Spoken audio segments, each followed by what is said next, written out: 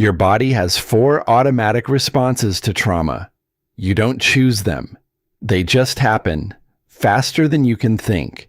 And chances are, one of them runs your life more than the other 3. By the end of this video, you'll know exactly which one it is. So what exactly is a trauma response? It's your brain's built-in alarm system. When you sense danger, or even something that just feels like danger, your brain skips straight past logical thinking. It goes straight to survival mode instead. This isn't something you plan out. It's automatic, wired in, and it happens in a split second. And here's the interesting part. Not everyone's alarm system reacts the same way. There are actually 4 different survival responses, and today we're breaking down all 4. Meet the 4 trauma responses: fight, flight, freeze, and fawn. Fight confronts danger head-on. Flight escapes danger as fast as possible. Freeze shuts down when things get overwhelming, and fawn seeks approval to stay safe. Here's what's important to understand before we go any further. All 4 of these are normal. All 4 are human. And every single one of them is just your brain trying to protect you. Let's go through them one at a time, starting with fight. First up, the fight response. This is the response that meets danger head-on instead of running from it. If this is your pattern, you probably notice a few things about yourself. You feel anger quickly, sometimes before you even understand why. You want control, especially in situations that feel unpredictable. You defend yourself fast, sometimes before anyone's even finished speaking. You get irritated easily, even over small things. And in more intense moments, this response can come across as aggressive. Here's the core fear driving all of this: being hurt or violated. Underneath the anger, the fight response is trying to answer one question: how do I make sure no one hurts me again? But here's the thing most people miss. This isn't about being a hostile person. It's a nervous system that learned at some point that fighting back was the safest option. Now let's look at the response that handles that exact same fear in a totally different way. Next is the flight response. Instead of confronting danger, this response runs from it. If this is you, here's what it probably looks like. You feel anxious a lot, even when nothing specific seems wrong. You avoid situations that feel uncomfortable or unpredictable. You overthink, replaying scenarios in your head over and over. You stay busy, almost constantly, because slowing down feels unsafe. And you often feel a strong need to escape, whether that's a room, a conversation, or a relationship. The core fear behind this response is being trapped. If part of you believes that stillness equals danger, then movement becomes your way of staying safe. But here's what most people don't realize. Flight isn't the same as being anxious by nature. It's a nervous system that learned early on that staying in one place or one situation could be dangerous. So what happens when running isn't an option at all? That leads us to the next response. This one is the freeze response. Instead of fighting or running, this response shuts everything down. If this is your pattern, here's what it can feel like from the inside. You feel numb, almost disconnected from your own emotions. You shut down completely in stressful moments, going quiet instead of reacting. You feel like you can't move, even when you want to. You zone out, sometimes without even realizing it's happening.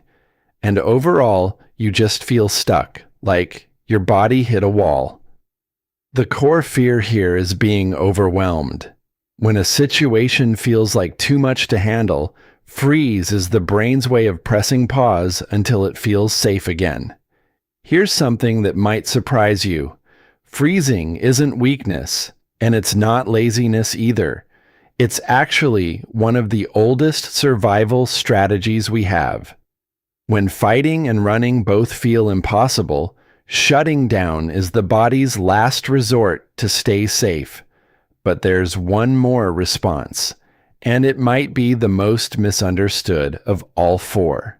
Finally, the fawn response. Instead of fighting, running, or shutting down, this response tries to keep the peace.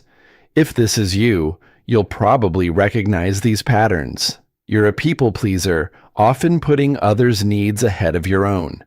You constantly seek approval, even in small, everyday moments. You struggle to say no, even when you really want to.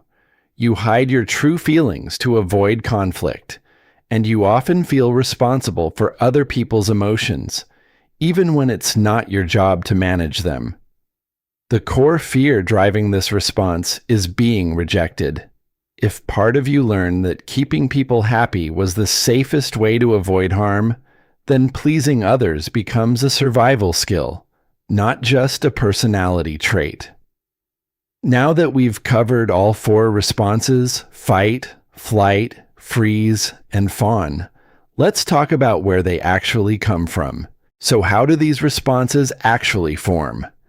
It starts with early experiences, moments in childhood where you felt unsafe, unheard, or unprotected. From there, your brain picks up on a perceived threat, something that felt dangerous at the time, even if it wouldn't seem that serious now. To cope, your survival instincts adapt, choosing whichever response felt the safest given the situation you were in.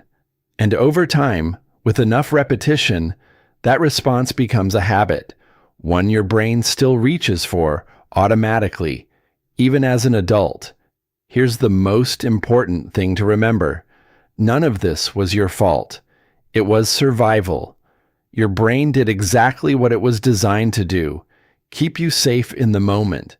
The problem is, that same response can stick around long after the danger is gone. So how do you figure out which one runs you? Start by noticing your strongest reactions, the moments when you feel the most triggered or overwhelmed. From there, identify your patterns.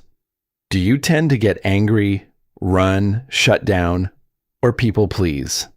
Next, understand your triggers, the specific situations that consistently set off that response.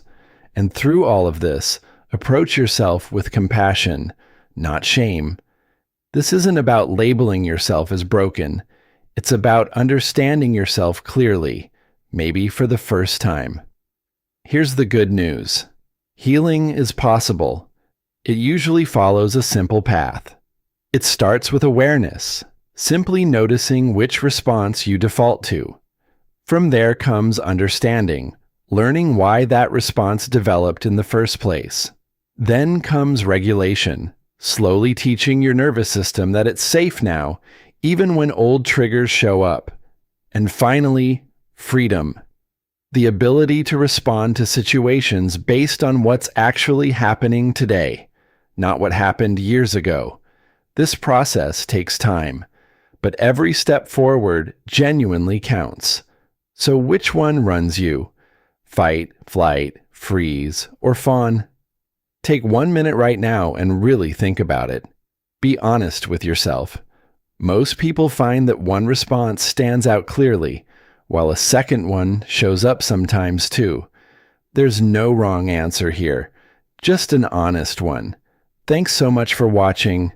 If this helped you understand yourself a little better, hit like, share it with someone who needs it, and subscribe for more videos like this one.